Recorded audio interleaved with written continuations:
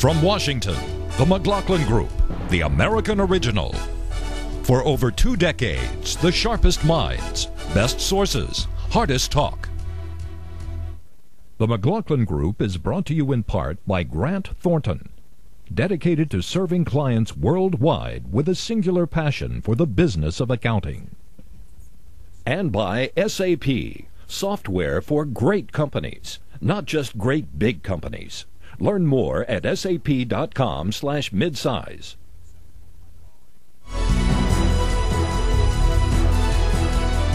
Issue 1, slow down.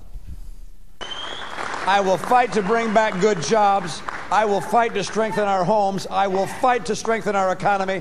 Mitt Romney is right to be concerned over the economy. Not only in Michigan, whose Republican primary Romney won this week, but across the nation. A slowdown is now in place. A recession may well be in the wings. Is a recession inevitable? You be the judge. Big American banks and brand names are turning to foreign investment and foreign private investors for bailouts that stagger the imagination. Citigroup, $20 billion from Singapore, Kuwait, Abu Dhabi, and Saudi Arabia. Merrill Lynch, $13 billion from Singapore, Kuwait, Japan, and Korea. Morgan Stanley, $5 billion bailed out by China. Bear Stearns also announced huge sales of its stocks. Companies have not sought such high bailouts since pre-World War I. Even more worrisome is how far the problem goes beyond foreign bailouts, namely to U.S. consumers at home. They are pulling back on spending. Consumers are wary, as shown by U.S. retail sales, which are down for the whole year of 2007. This bad news has sent stocks and bond yields tumbling. Winter has worsened the problem. Home heating is up 11%, 06 to 07. And for the 8 million homes that use heating oil, the news is worse. Their average heating bill is up 38% from last year. On Capitol Hill this week, anxiety over the crisis has led to a stimulus package that could climb from $100 to $150 billion or beyond. Despite the reach of this worrisome news, Chairman of the Federal Reserve still sees daylight. We currently see the economy as continuing to grow, but growing at a relatively slow pace, particularly in the first half of this year. Question: despite Bernanke's upbeat outlook and his bailout endorsement, the stock market dropped like a rock this week. Is any stimulus too little, too late? Pat Buchanan. I don't think it's going to prevent what's coming, John. We are really headed for a day of reckoning. We have overborrowed personally. Credit card debt is disintegrating. The mortgage debt is rotten. The government is borrowing itself, and it's going to increase that with the stimulus package. You got $800 billion in borrowing for consumer goods coming in from abroad. I think what's happening in the United States now, we are overextended at the personal level and at every other national level, government level, and I think a day of reckoning is really at hand for the United States. I think these packages aren't going to do it. I think Bernanke probably could go certainly a half-point drop in the interest rates, but you've also got inflation coming in this country now, and you got the dollar sinking like a stone. Okay, the Secretary of the Treasury also weighed in this week. We see a common objective here, a common need of doing something that's going to be temporary, something that will be robust and simple and get money into the economy this year.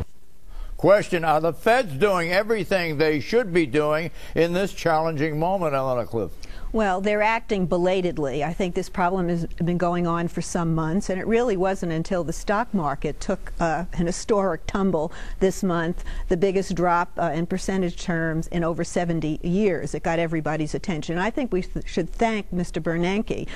He didn't go up to Congress and speak with that normal Fed speak where he obfuscates everything. He pretty much said Congress and the administration have to act. And we have a presidential campaign that is fueled by anger at the failure of the political class in this country. So they've got to perform, or I think the country's in trouble, but they're also in trouble. Politicians always love to look like they're doing something to fix a problem, and most of the time they look like they're rearranging the deck chairs on the Titanic. Now you've got the president coming out. He's working with Congress on a stimulus package. It involves, first and foremost, these tax rebates of a couple $100 individually. Couples get a little bit more. $800. Last time this was tried, it was the summer of 2001. And what has been shown is that people took those rebates and they actually saved them. They didn't spend them, so it didn't have the effect of inserting and injecting consumer spending to actually fix the problem. I think this time around it may have some marginal effect, but you've got to take on solutions that are going to take on the longer term problems in this economy. It's not just about a quick fix. It's not just whack-a-mole and try to fix. There are some huge problems, as Eleanor points out, dealing with the banks and lenders, a stalled housing market, credit crisis, goes on and on. Is that an exaggeration, what Monica's saying? I don't think it's an exaggeration. I think it's an understatement. You've heard me say here, I think we are facing the worst financial crunch and crisis since the Great Depression. You have the entire banking system now that is virtually frozen, and there are not just a subprime mortgage thing. There are other things called credit default swaps where they're going to lose as much money, $250 billion on. The banks are frozen. They're not making loans because they have such huge debts that they have to take onto their balance sheets, and nobody knows how to deal with that because you had a you have two bubbles that have burst at the same time. The housing bubble, which has collapsed in this country, the first time since the Great Depression that housing values have gone down for a year since the Depression, and it's going to go down even more next year. The credit crunch, you've just exploded the whole credit system in this country. We were way over-leveraged. The banking system was over-leveraged. People didn't even know about it. The bankers didn't know about it. They didn't assess the risk. Now that risk is piling in, and everybody's going to pay the price. It's going to stimulate nothing other. I mean, it's going to destimulate the economy. Nobody has money to lend. They're saving all their money to pay off their debts. They're borrowing money or looking at the rest of the world to enhance their capital. And it's still not going to solve their problem. Okay, this Worthy tried to pull it together. Why is the economy tanking? We're fighting a $1 trillion war, and we shouldn't be doing it. Those resources should be spent back here at home. There is an inflationary factor, but if you don't understand how inflation comes, we can't solve this problem. It comes from deficit financing with this warmongering foreign policy we have. We run up the deficits, we tax, we borrow from the Chinese, we can't borrow enough. Then what do? We print the money, and then you wonder where the inflation comes? The value of the dollar goes down and prices go up where the government gets involved in certain things like housing or medical care or education. Prices are skyrocketing. So you have to deal with the monetary issue to solve the problem of the medical issue. Is Ron Paul right? You have to deal with the monetary policy before you deal with anything else to account for deficit spending. You know, I'm sorry. Mitt Romney starts your program and he says he's going to do something about the economy. When he was governor of Massachusetts, he had a 0.5% increase in employment in the 4 years he was governor, while the country's employment went up by 5.5%. He left the state with the highest unemployment rate of any state in the union. So his words are just phony words. This guy doesn't even know what he's talking about. Romney does know what he's talking about, and he's misleading. I'm not arguing. He pulled it together.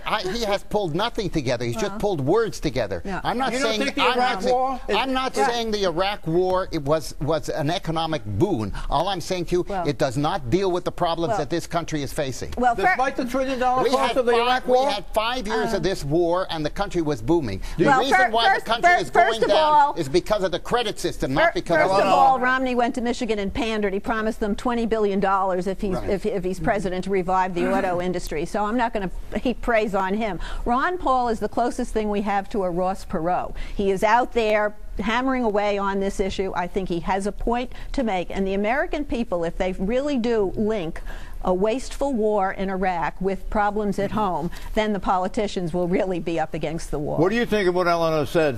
Well, the UN this week came out with a report projecting that in Iraq, the Iraqi economy this year and next year will grow at the rate of 7 to 8%. The U.S. economy right now is growing at the rate of 1.5%. So all of these little stimulus packages, and Hillary Clinton just recently said she's going to tack on a $40 billion rebate package along the lines of what President Bush is suggesting too. Look, none of these problems address the long-term issues in this economy about job creation and growth. I want to see a cut. I want to see the Bush tax cuts made permanent. I want to see a rollback of the tax rate. I want to assign. And I want the most important thing, John, is cutting federal spending. All these guys I want a villain here. I want culpability. I Right. I want a villain. Why should it be this way? I haven't heard it yet. John, look, let me talk this. Look, the United States is completely tapped out. We borrow from Europe to defend Europe. We borrow from the Arabs to fight a war to bring democracy to Iraq. We borrow from the Chinese and the Japanese to defend their oil lifelines. The United States saves nothing. We've got $5 trillion abroad. It is coming back to buy up Citibank. So this goes back to George, this goes back to Bush, and it goes back to the White House. Is that right? It goes back to 1992, John. There's $5 trillion abroad. They're moving it into the sovereign wealth funds. They are snapping up Citibank, Morgan Stanley, 3Com, all these. It's traceable to overspending by the government. It is traceable to and misspending by the government. Traceable to the trade deficit. I agree the government is tapped out, but this is not the time for the ideological hobby horses. We're not going to solve the problem of sovereign wealth, and we're not going to make the Bush tax cuts permanent. This government is going to perform and do some immediate. I want to nail it down. We got to get quick and immediate fixes that are needed for average people. We got to get out. Multiple choice on the Iraq War. Is the cost of the Iraq War a major drag on the economy, a medium drag, a minor drag, or no drag? Pat Buchanan. It is a minor drag, John. There's $5 trillion in American dollars out there that foreign countries have, and they're coming back to buy America. We wouldn't be reliant on those foreign countries to the extent that we are if we weren't funding a $1 trillion or $2 trillion war. Major drag. Minor drag in the whole context of this dynamic American economy that's having some serious problems. You know, we've had 4 booming years while the war in Iraq has been going on. It's no drag at all. The problems we're having now have nothing to do with the war in Iraq. A major drag. We'd have that $1 trillion to spend here at home if we didn't have Iraq. When we come back, should we outlaw abortion and outlaw gay marriage by amending the Constitution as Mike Huckabee wants? You know that?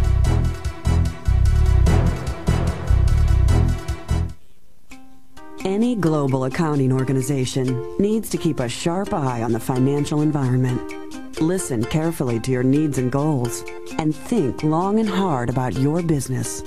But what distinguishes the accountants at Grant Thornton is their passion for the business of accounting. Grant Thornton, a passion for the business of accounting.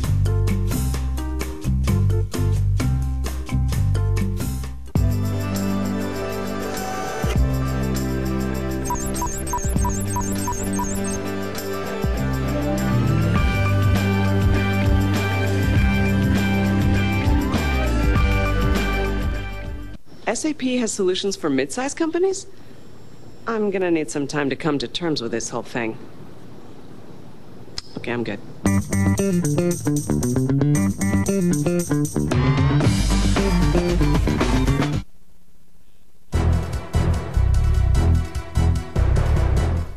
Issue 2, Super Tuesday. Not since 1928 has a U.S. presidential race been so wide open. Neither party has an incumbent running. Neither party has a front-runner running. Less than 10 months from the November 4 election, the presidential nominations are still up for grabs. That may change on Super Tuesday, February 5, 2 weeks from this coming Tuesday. 24 states are participating in primary and caucus contests 2 weeks from Tuesday. Here they are. Blue states and red states. Blue means left wing, red means right wing. Blue means left of center, red means right of center. Northwest, blue. Connecticut, Massachusetts, red, none. Mid-Atlantic, blue. Delaware, New Jersey, New York, red, none. Midwest, blue. Illinois, Minnesota, Kansas, red. Missouri, North Dakota. South, blue, none. Red, Alabama, Arkansas, Georgia, Oklahoma, Tennessee, West Virginia. Southwest, blue, none. Red, Arizona, New Mexico. West, blue, California. Red, Alaska, Colorado, Idaho, Montana, Utah. All up a week from Tuesday, February the 5th. Question: is the real contest about to begin? Pat Buchanan, I presume you have that whole grid memorized and you can speak to all those individual states, right? I think the February 5th, John, where virtually half the nation votes, will clearly decide the nominee of both parties. It will send out someone who is a front runner and someone who's a challenger. We know in the Democratic Party it will be Obama and Hillary almost certainly. The Republican Party is still somewhat undecided, but that is an enormous day, and at the end of that day I think it's the race will be pretty much over. Right, and the blue-red distinction really is kind of irrelevant in this argument because the parties are going to be voting for their candidates respectively, so you can have, you know, blue Democrats in a red state. Might affect turnout. No, I think the turnout's going to be big, especially big on the Democratic side, but the Republicans are getting excited too. Depends on and the national polls are going to come into play now because this is essentially a national primary, and if you're running first nationally, that means something, and it hasn't meant much as we've looked at these early contests. It's meant how you do well you were doing in Iowa and New Hampshire, but now you got to do well nationally. Well, who's going to win Super Tuesday? Well, we don't know, and what we've had so far. You want to put it together? Okay. You've got to get a nominee in mind, and then you've got to say whether that nominee. But it's been very difficult so far. What we've had is no momentum. We've had an election a la carte, where we've had a bunch of idiosyncratic states so far voting in bollocksed up primaries, producing anomalous results, and the result has been no leader, no momentum, nobody for anything to really brag about. Super Tuesday will probably change that. Although when you look at the Republican side, it has been a war of attrition, real splintering. You've got the economic conservatives going for Romney, the social conservatives going for Huckabee, and the national security hawks who wanted to go for Rudy have been gravitating toward McCain. On the Democratic side, you've had a similar splintering. It's niche voting, only it's by race and by gender. Are you critiquing the whole primary? Wait a minute, the whole primary and caucus system? I'm saying you're asking about Super Tuesday, and what I'm saying is because you've had this enormous splintering on both sides, though, John,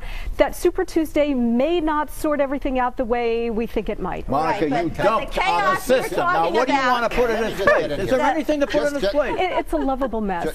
I just want to say the chaos you're talking about is not really occurring on the Democratic side. There's a difference between the Republican and the Democratic Party. The Democratic candidates will allocate the representatives to the convention based on their percentage of the vote. So you may not have the front runner being the candidate because number 2 and number 3 can get together. Let's just say that John Edwards, for example, has enough votes to put somebody over the top, say Obama. He may do that even if Hillary is, in a sense, the ostensible leader. But the Republicans, they get the whole state, pretty much in almost every state, if you win, even if it's a plurality, right? Winner take all. I don't think it's that's winner take all in the Republicans. What it's going to be, Eleanor's right, John. Therefore, you can have a combination. Let Pat speak. What about that? What about that? Look, what will happen February 5th, it will be pretty much a snapshot of the national polls. That's why the folks who are leading in the national polls, because that's what people will go out and vote on, quite frankly, John, except for one factor, and that is intensity.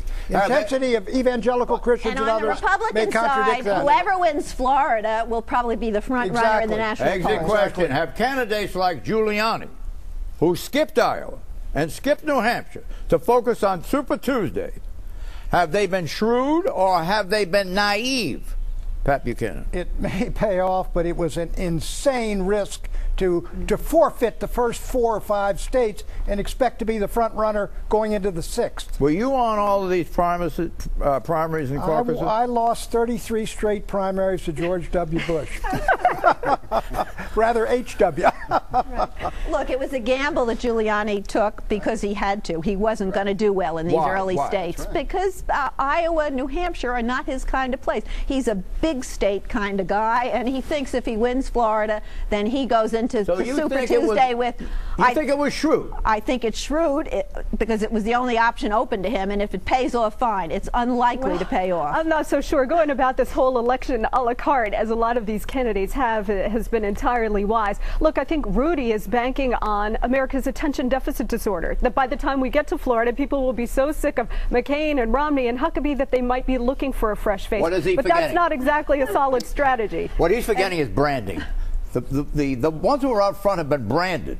They're way ahead, are they not? But he thought he was branded by 9/11, that he was America's mayor and the only sort of leader and hero to come out of 9/11. That was his branding. Yeah, it may have been a mistake. If he wins Florida, which is where he's concentrated his money and his effort, then he will look like he was a star. But the chances are that he will win Florida be greatly diminished because he's been out of the first. And the answer is naive. He's been naive. Issue 3: preacher or politician?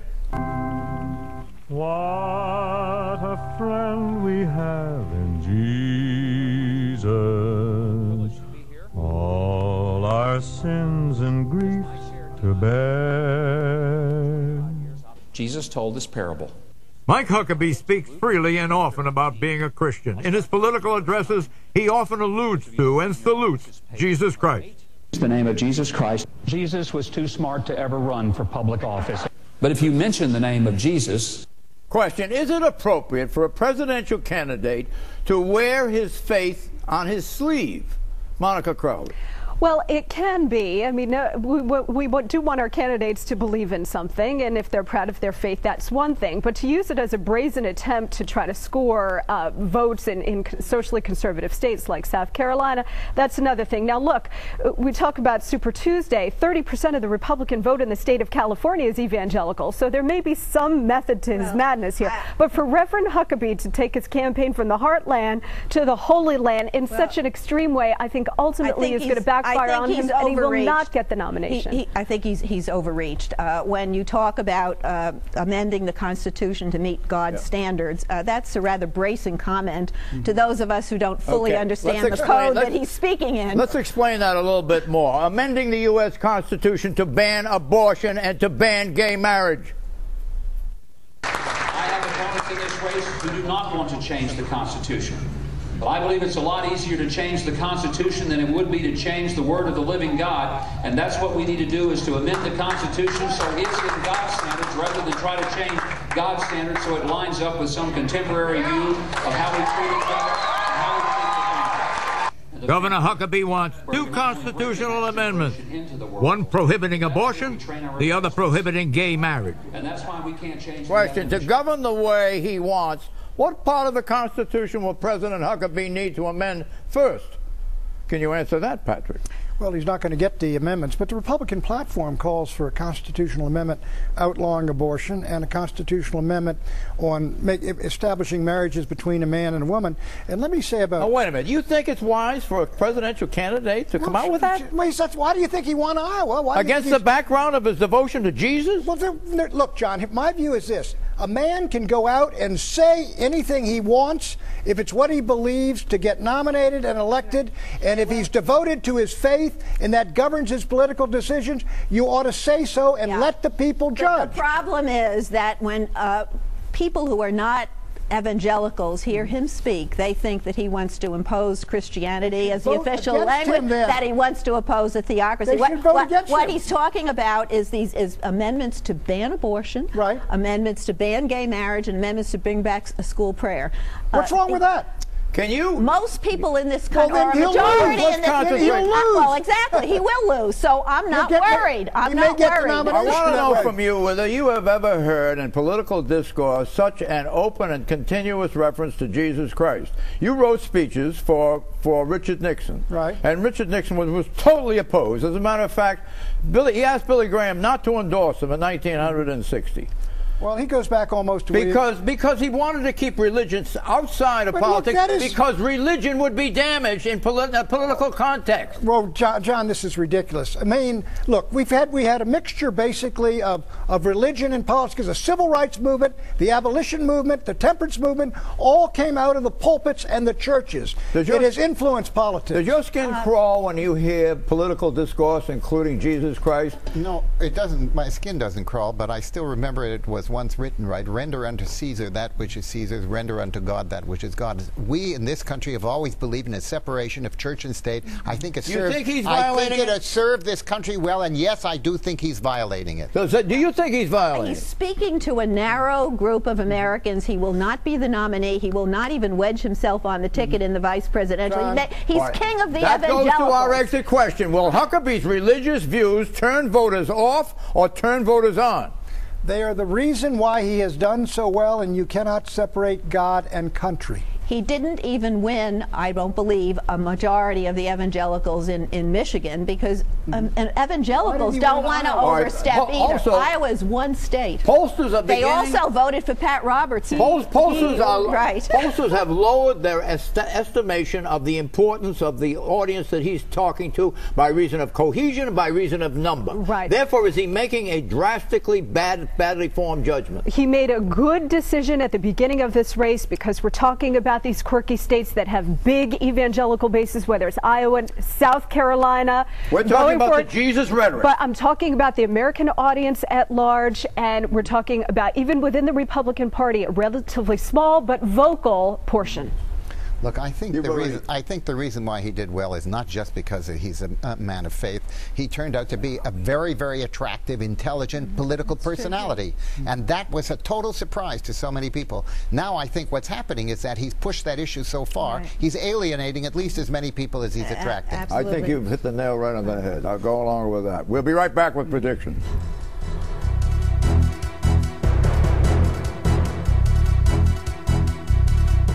The McLaughlin Group is brought to you in part by CIT, Capital Redefined.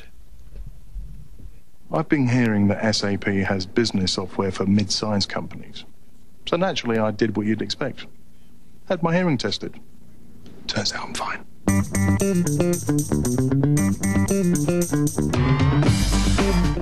A couple of my guys said we could start small with SAP software and add on later. I love my guys.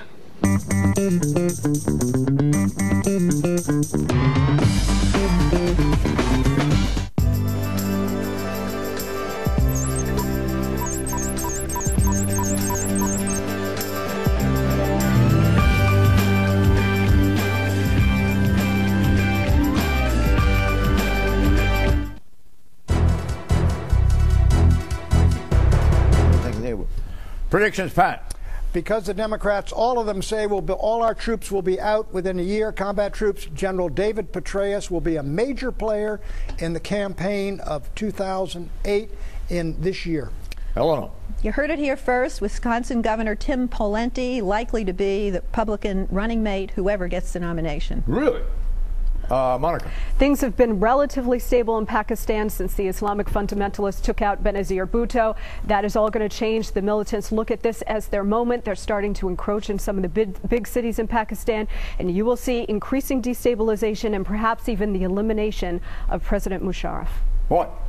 We are heading in for the worst recession, I believe, since the Depression. We are going to have a recession that's going to last more than a year.